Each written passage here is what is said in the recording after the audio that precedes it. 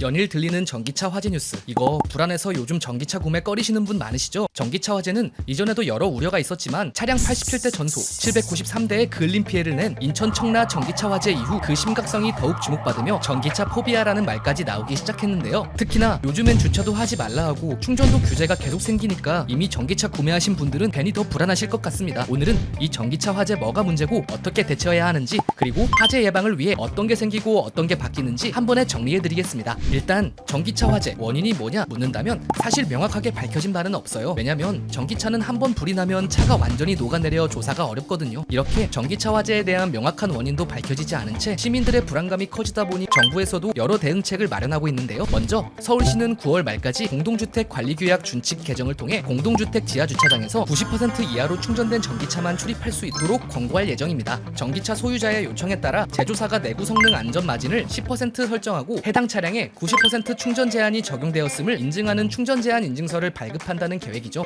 또 다음 달부터는 공영주차장 등 공공시설 내 시가 운영하는 급속 충전기에 80% 충전 제한을 시범 적용하고 향후 민간 사업자 급속 충전기로 확대할 예정인데요. 뿐만 아니라 서울시는 전기차 충전이 완료된 후 15분 이상 주차 공간을 점유할 시 점거 사용료를 부과한다는 개정안을 입법 예고하였습니다. 아직은 개정안이지만 이 개정안이 통과할 경우 하루 최대 10만 원의 점거 사용료가 부과될 수 있으니 이 점 꼭 알아두시길 바라겠습니다. 전기차 화재 여러 가지 가능성을 추측해 볼 수는 있는데요. 업계 전문가들이 가장 첫 번째로 꼽는 화재 원인은 바로 배터리팩 제조 공정에서 불량이 발생했을 가능성입니다. 전기차에 사용되는 리튬이온 배터리는 효율성이 높다는 장점이 있지만 고온에 취약하거든요. 때문에 배터리 제조 업체들은 화재나 폭발의 가능성을 낮추기 위해 여러 기술을 개발하고는 있지만 불량이 나오지 않을 수는 없는 만큼 가장 주된 원인으로 꼽히는 문제입니다. 다음으로 의심되는 건 바로 배터리 관리 시스템입니다. 리튬이온 배터리 팩을 구성하는 수백 수천 개의 배터리 셀은 각각 정밀한 제어와 관리가 필요한데요. 만일 이 시스템이 정상적으로 작동하지 않는다면 배터리 셀의 전압과 온도 관리에 문제가 생기게 됩니다. 그리고 이렇게 고열에 노출된 배터리는 폭발에까지 이를 수 있기에 이 BMS가 화재의 주요 원인이 될 수 있다는 겁니다. 마지막으로 의심해 볼 수 있는 건 외부 충격으로 인한 배터리 손상입니다. 교통사고나 도로 파편 등의 외부 충격으로 차량 하부에 충격이 가해질 경우 전기차에 탑재된 장치들이 손상을 입어 열폭주 현상이 발생하게 되는 거죠.